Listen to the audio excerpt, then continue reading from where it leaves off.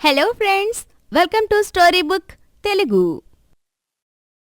మనం ఈ వీడియోలో నువ్వా నేనా అనే స్టోరీ గురించి తెలుసుకుందాం.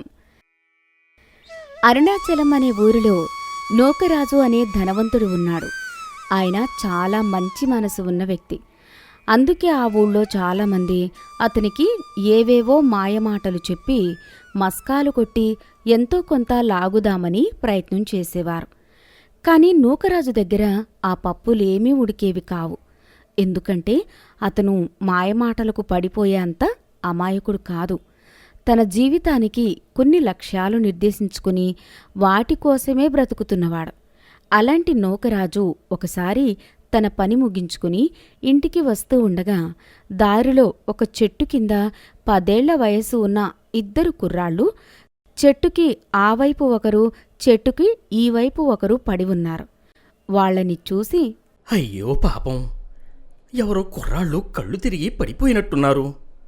ఇద్దరూ అన్నతమ్ములేమో అని వాళ్ళ దగ్గరకు వెళ్ళి కాసిన్ని నీళ్లు చల్లి వాళ్లను లేపి కూర్చోపెట్టి వాళ్ల వివరాలు తెలుసుకోగా విచిత్రమేంటంటే ఆ కుర్రాళ్ళిద్దరూ అన్నదమ్ములు కాదు, వేరువేరు ఊర్ల నుంచి ఆ ఊరికి వచ్చిన అనాథలే.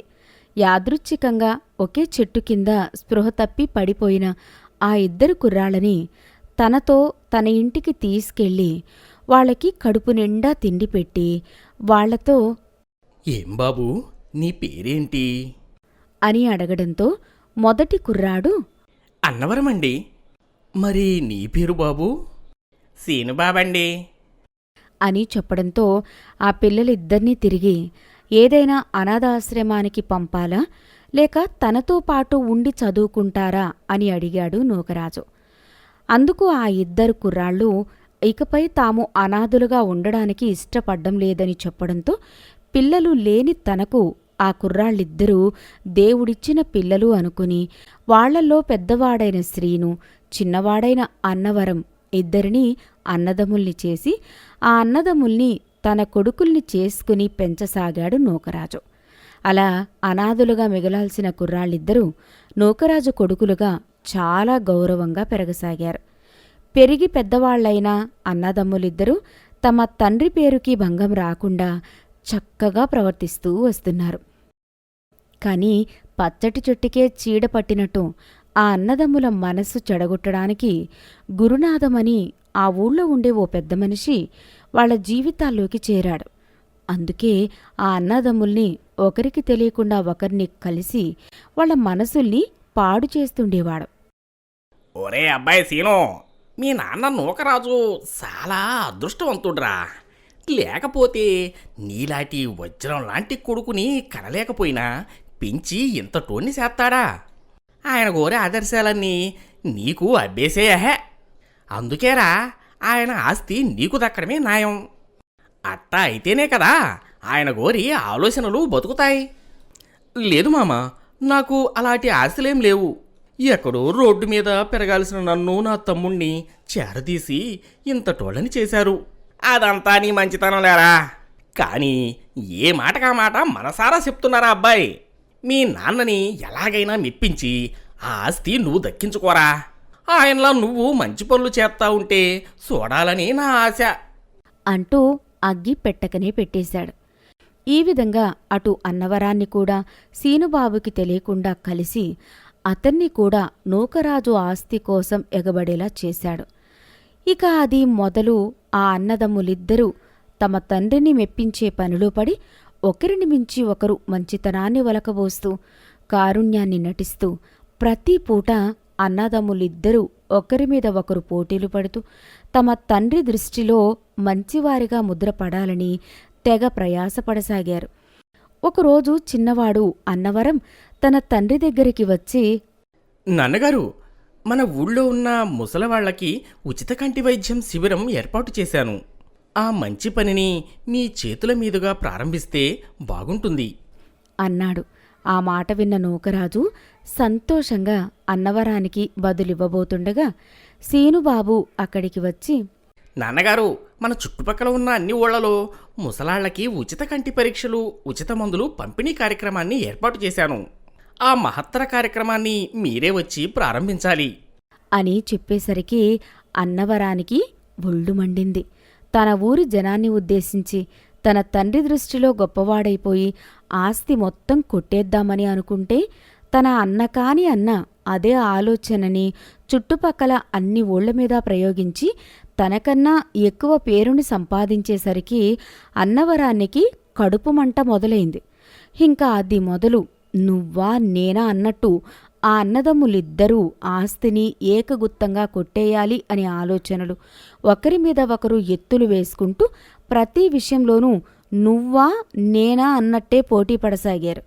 అలా అన్నదమ్ముల పంతాల విషయం నూకరాజుకి తెలియకపోయినా ఆ అన్నదమ్ముల పోటీ వల్ల పేద ప్రజలకి మేలు జరగడం నూకరాజుకి సంతోషాన్నిచ్చింది.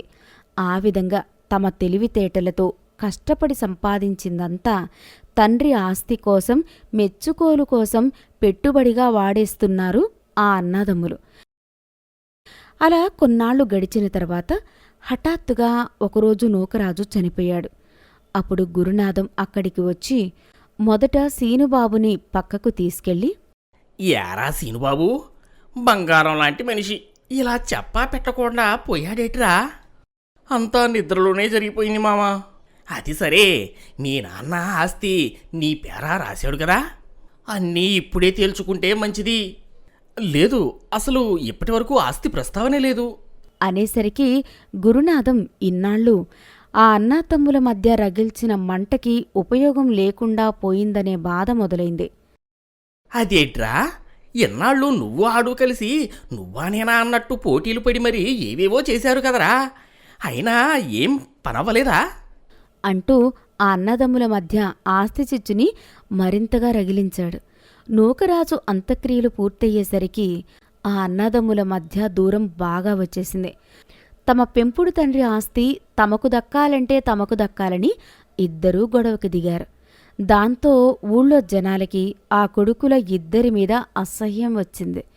అలా ఆ అన్నదమ్ముల మధ్య ఆస్తి విషయం ఊరూరా పాకిపోయింది.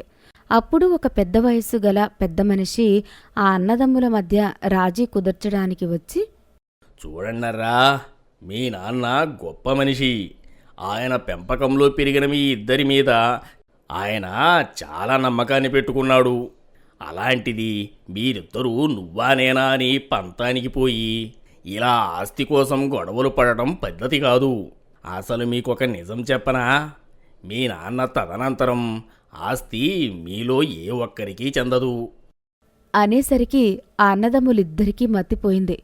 ఇన్నాళ్ళు అంత ప్రేమగా చూసుకున్న తమ పెంపుడు తండ్రి తమకి ఇంత అన్యాయం చేయడం ఏంటా అని ఆ పెద్ద మనిషిని అడగడంతో, చూడండి అబ్బాయిలు, మామూలుగా అయితే మీ నాన్న ఆస్తిని మీ ఇద్దరికీ రాసేవాడేనేమో, కానీ మీరు ఈ మధ్య మంచి పనులు చేయడం, బేదాబిక్కిని ఆదుకోవడం మొదలు పెట్టడంతో ఆయన ఆదర్శాలకి మీరు వారసులని మీ నాన్న ఆనందించాడు.